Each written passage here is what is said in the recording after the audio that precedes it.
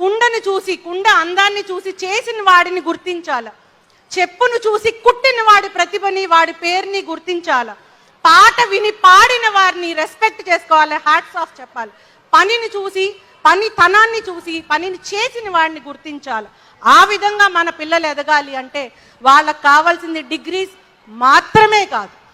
They have to have that discipline, that conduct, that character. అది కావాలి అంటే ఏ రోజైతే తల్లిదండ్రులుగా మనం గురు బ్రహ్మ, గురు విష్ణు, గురుదేవో మహేశ్వర, గురు సాక్షాత్ పరబ్రహ్మ తస్మై శ్రీ గురవే నమః దీని భాష్యం వాళ్ళకి నేర్పించిన రోజే ఇది మాట నిజమవుతుంది. వాళ్ళు మంచి ఉన్నత శిఖరాలకి మనిషిగా అధిరోహిస్తారు.